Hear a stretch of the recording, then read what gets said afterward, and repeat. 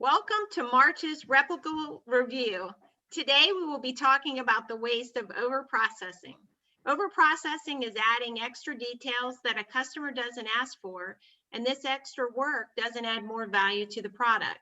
An example would be where a manufacturer for furniture puts on 4 coats of varnish on a table where the customer only asks for 3. This adds more cost to the table that the customer isn't willing to pay for. Today, we'll be discussing some examples of overprocessing that our idea teams have identified in hopes it will help your teams identify some as well. Lori, tell us about yours. Thanks, Catherine. Sales coordinators team recently had an OFI on their board regarding overprocessing. Sales coordinators were not finding out quickly enough when customers left word after business hours that they needed to cancel or reschedule their sales appointment for the next day. After business hours, Woodfin has an answering service that takes non-emergency messages from customers and then relays them to our office the next day. The customer service team would often end up with pages upon pages of messages that would take a considerable amount of time to sort through and respond to before they were able to pass any sales-related messages along to the sales team.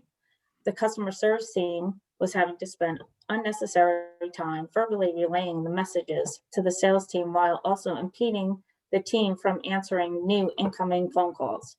In addition to this processing, they had instances where they did not know an earlier morning sales appointment canceled or wanted to reschedule, and our comfort advisors would end up with an unnecessary time to the customer's home and a missed opportunity to take another appointment in their place.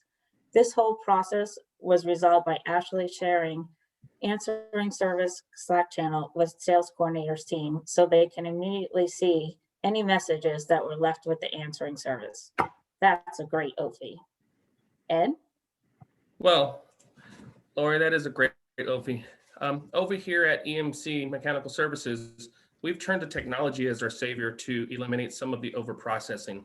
Some examples of that are we've actually bought iPads for superintendents and foremen. We've turned to online software programs to house our construction documents and plans.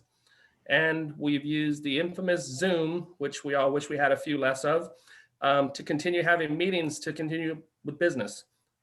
Meetings that had to go on during a trying time in the world. So with that being said, I think technology helped us eliminate a lot of our overprocessing, and that's what we did. That's good, Ed. When you say technology, in Pit Stop, the technology kind of did the other way where some of our managers brought up that they were getting emails that they weren't even looking at. They were getting the credit card settlements from the gas stations every day by email when accounting was also getting it, and they were the ones that were reconciling it.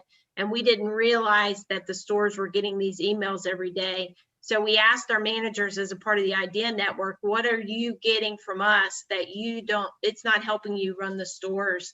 And so we ended up stopping that report to kind of save them some time. Even though they weren't opening it, they were having to delete it.